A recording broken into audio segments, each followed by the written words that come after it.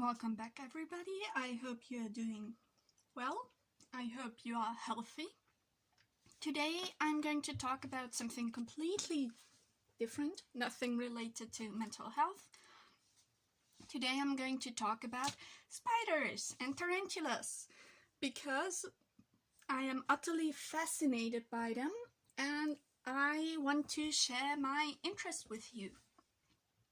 Now, I didn't start out as somebody who was interested in spiders. I was actually quite arachnophobic as a kid, but I sort of self-therapied with a spider in my garden, and I became very fascinated by spiders, and that sort of graduated to tarantulas.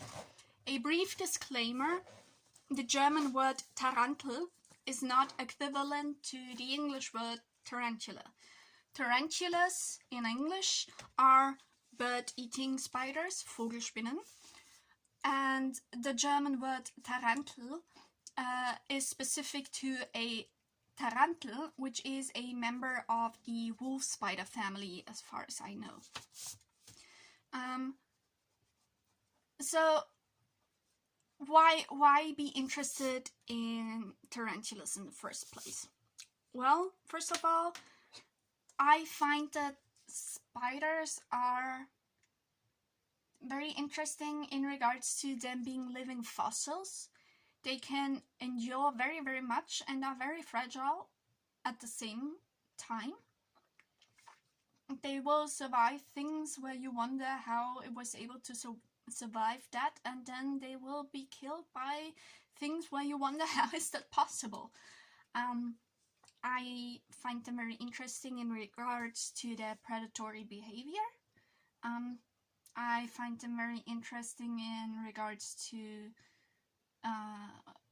their life in general and their physical appearance.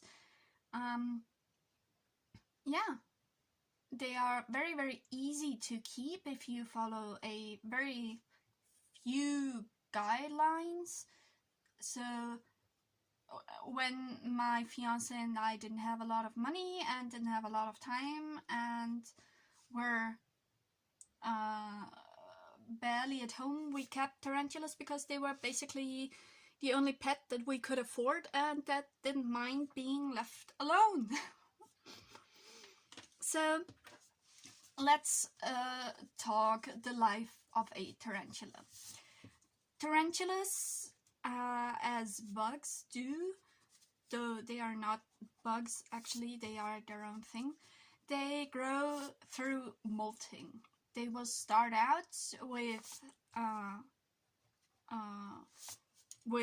a exoskeleton, so they don't have any bones inside, rather they are encased in a hard shell. And in order to grow, they have to shed that shell. Underneath there is the new shell, but it's still very soft and squishy. And once they've shed the shell, they can sort of blow themselves up, become bigger, and then the shell dries out and becomes hard once again. This process is also the time where your spider is the most vulnerable. So if your tarantula is molting, you do not want to have any sort of feeding, any sort of things that you would usually feed them in their enclosure, because, fun fact, tarantulas that are molting can be eaten by their prey. So the cricket or whatever you feed them can actually eat them while they are molting, because they are defenseless and squishy, and yeah, not a very pleasant experience. The thing is, before they molt, they usually stop feeding. So if your tarantula becomes sort of washed out in its colors and stops feeding, you can expect that it will probably molt soon. Another thing is, male and female spiders have different lifespans. A female spider will continue to molt as long as it lives. until eventually it gets old, and the older it gets, the higher the probability of it getting stuck while molting becomes, unfortunately. It is very common for old tarantulas to experience all sort of problems while molting. Male spiders have a final molt, where they sort of change into their adult form. And once they've gone through that, there might be behavioral changes where they have been docile before. They may become very skittish, very defensive, very restless. They will run around in search for a partner. They will build a sperm web, load their sexual organs with sperm, and go in search for a female. Now, the sexual organs are located at the first pair of appendages they have, basically. Those sort of short legs that aren't really short, that aren't really legs, next to their mouth. They are called pedipalpum. And the sexual organs are located at the top of the pedipalpum. Those are called bulbi, whatever. And they will insert them into little flaps on the side of the female stomach. Also, some male tarantulas have what's called tibial hooks. That are those sort of little hooks here that will help them prop up the female while they are mating. How do you tell a male apart from a female if the male hasn't gone through its final molt yet? There are people that can do that from the outside. I can't. I use the skin of the tarantula. When they molt, they shed their old skin, and if you are lucky, the old skin will be intact. You just need to put it in water, let it soak till it's soft again, and then you can determine whether you have a male or a female. The females have on the back of the sort of belly segment, they have the 4 little white dots that are the lungs. And if they are female, they will have an extra sort of flap of skin between those lungs. This is where the male will deposit its sperm into.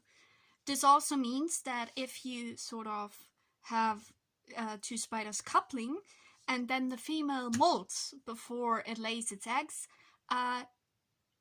the sperm will be shed off with the old skin, so you will have to mate it again with another male. So if you ever intend to breed spiders, this is something to keep looking out for. You have to know your female molting cycle, basically, to avoid that happening. So if the spider is actually molting, it will flip on its back. If you see a spider that's laying on its back, it's not dead unless the feet are sort of crumbled in, the legs are sort of really cramped up. If it just lays flat on its back, it is in a process of molting. As I've said, this is a very, very intense process for the spider. It is very vulnerable during this process, so you don't want to disturb it. You don't want to have anything else that can disturb the tarantula while it's molting. And once it's finished, it will sort of shed off the skin. It will be very, very white. It will be very see-through, and the fangs will be white. And you do not want to introduce food to the tarantula enclosure until the teeth of the spider have turned completely black again. Because until they are black, they are still soft and they can break off. And if they break off, the spider can't feed any longer and will die of starvation. So first of all, they are white, and then they become this sort of reddish brown color, and then they will turn to black. Which I think is a very interesting process, and it also makes for some great videos.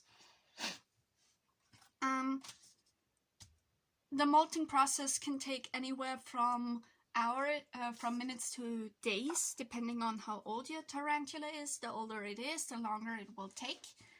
And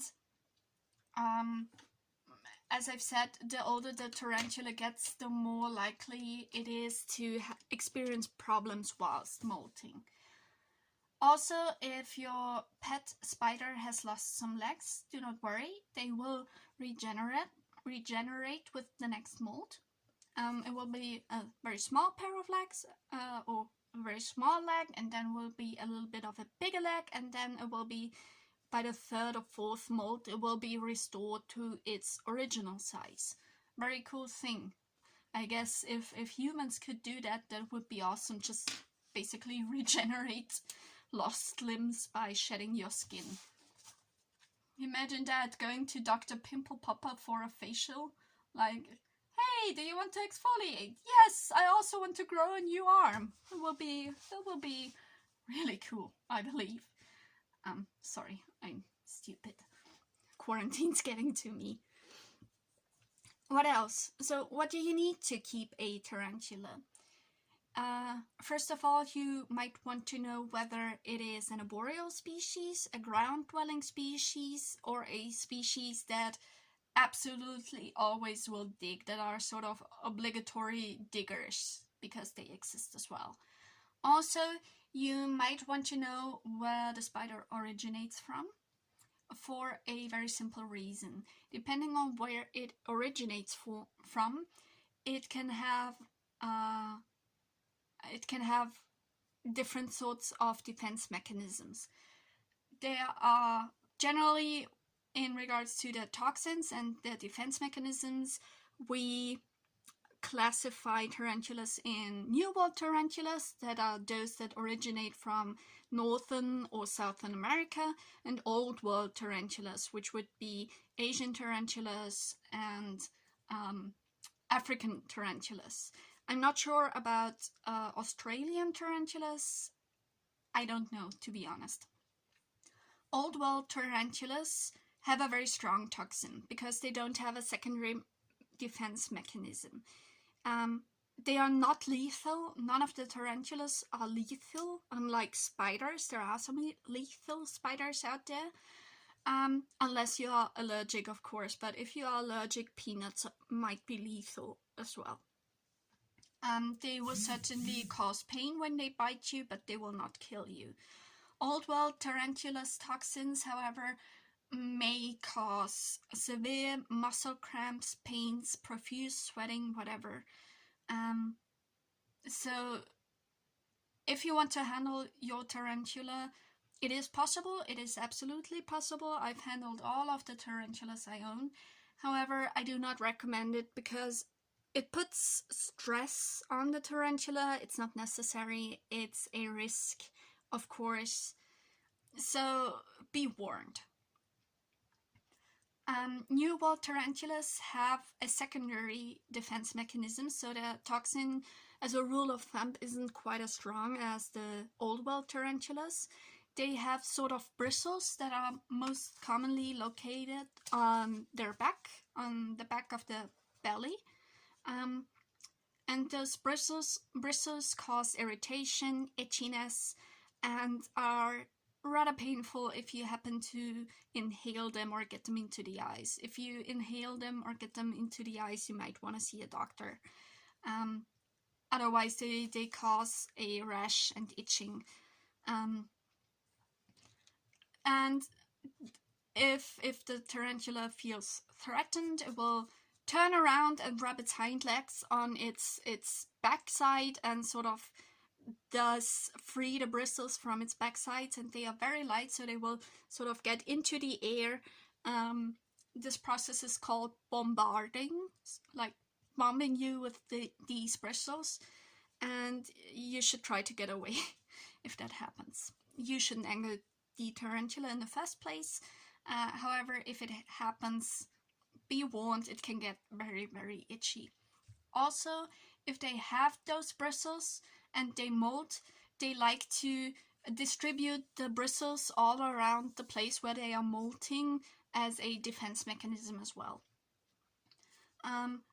If they have bombarded you or anything else, they might have sort of a bald spot on the back of their belly that might not look very nice, or on the back of their back more accurately. However, this will regenerate once they've molted. Also, it is a nice indicator whether they will molt soon or not, because if they are about to molt and they have this bald spot, you will see that the bald spot is getting dark from the new exoskeleton beneath it. I had a tarantula that particularly disliked a decoration in its enclosure, which I ended up taking out, because the moment it was done molting, it started bombarding this particular piece of decoration. And I was like, no, you're freshly molted, why do you do that? Now you have this big bald spot again. So I ended up taking the decoration out of the enclosure. So if you think, but there's nothing beautiful about spiders, they cannot be beautiful, allow me to suggest you look up some pictures of some particular spiders. First one would be from the Versicolor family, the Versicolor Metallica. Just Google p.metallica and you will find some very pretty pictures. They originate from India, I believe. They have a very strong toxin, but they are very, very beautiful spiders. Just from the markings they have, they are really pretty. And so, otherwise, I particularly like the Avicularia family. They are called pink toes because the underside of the last segments of the legs is pink, as the name suggests. Very pretty examples would be the Avicularia Versicolor. They are very, very pretty. They are electric blue as babies, and the males have this really shimmery green-blue head with this sort of velvety red purple on the legs and their back. Also, Avicularia, as far as I know, also have defense bristles, but they are located on the first pair of legs and they do not use them as often. What else? If you look into beginners tarantulas, anything from the Brachypelma family is a good guess because they are very docile, they are easy to get, they live quite long and they are pretty, black and orange. You've seen them in movies. Brachypelma smithi is a classic movie star, as well as the Grammostola family. Grammostola rosea is one of the most common pet tarantulas out there.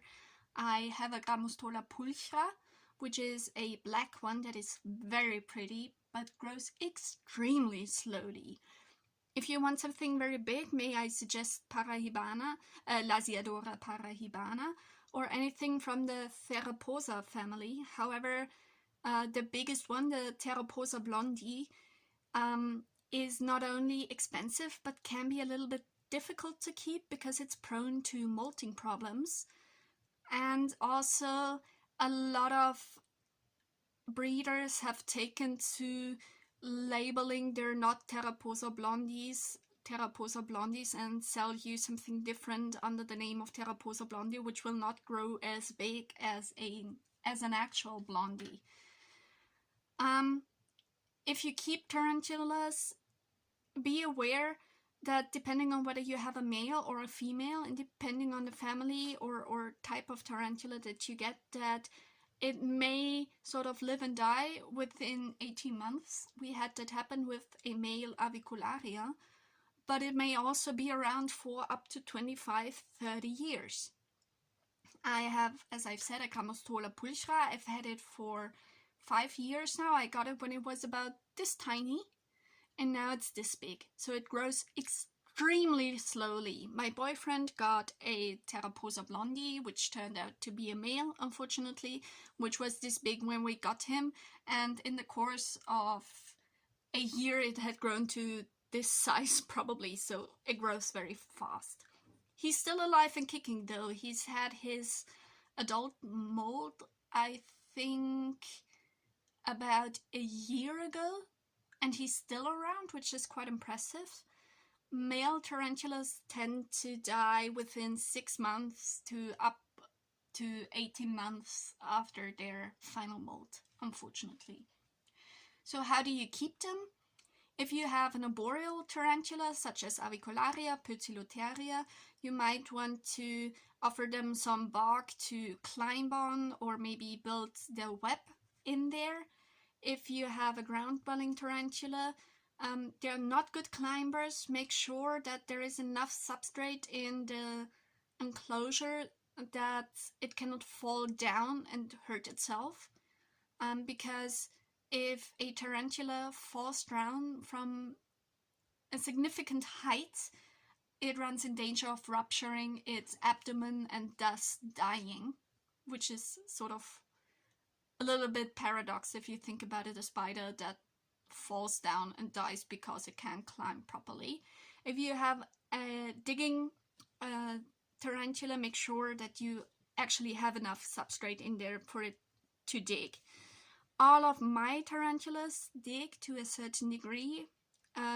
Even the Versicolor that we have, though she has sort of dug into the earth as an extension of her web home. For substrate, we use this Cocos hummus bricks that you put into water. We let it quell up, and then we add some lehmpulver, so that it's not quite as loose, that it gets some texture, and that the tarantula can actually dig in it. All of our enclosures have water bowls, very, very important. A tarantula can go for quite a long time without feeding, but it absolutely needs water. We do not monitor the humidity in our enclosures. We just make sure that the substrate never dries out completely, and they have the additional water bowls. With water bowls, you might want to be careful. They should be able to drink from it, but in case they drop into it, they should be able to get out. So if it's a very, very deep dish, you might want to put in a stone or fill it up with gravel to a certain height so that the tarantula can drink without danger of drowning. As I've said, they are not good climbers. They might very well drown in their water bowl. Other than that, if you want, you can provide your tarantula with a hiding place. They can be fashioned out of empty and properly washed food containers. They can be, those coconut thingies that you buy for your fish tank. Your creativity is basically the limit. I've housed tarantulas in empty yogurt cups. I've housed tarantulas in very expensive boards, sort of hiding thingies. I've had tarantulas that just ditched whatever I provided them with altogether and dug their own hideout. So, as I've said, if you're interested in getting into tarantulas, into pet spiders, they are very easy to keep. They are very low maintenance, but also they are very fascinating, and I think they deserve a lot more love than they get. One thing though, please don't feed them with mice or any other sort of rodents. First of all, it is a danger to your tarantula. Rodents are much more difficult for your tarantula to kill than insects. Second of all, removing the remains of a dead rodent is, at least for me, much nastier than removing the sort of remains of a dead locust or whatever. Third of all, there seems to be a link between certain spiders being fed rodents and them experiencing significant problems while molting and consequently dying. There is this thing that obviously a lot of Versicolor do, especially if they're fed rodents, and people used to think it was related to the calcium they got from the rodents, where they would molt and would not be bigger after the molt, but actually smaller and wet looking, and more often than not they would die pretty much after that. So You can feed your tarantulas insects. There are some tarantulas that will not feed on all insects. Some of them are picky eaters, some of them are not. I hope I managed to sort of spike your interest a little bit in this rather neglected topic. If you want to go out there and buy a tarantula, make sure you buy it from a proper breeder and don't buy wild-caught tarantulas. The manner in which tarantulas are caught is very exploitative of their natural habitats. They can carry all sorts of diseases that you don't know. They might carry parasites that infect all your other enclosures. And you don't know how old the particular tarantula might be, so there's that as well. I hope you find this interesting. I hope it took your mind off whatever's going on right now for a little bit. Let me know in the comments, would you get a pet tarantula? If so, do you have a specific one in mind? I wish you all the best and have a wonderful day. Bye bye!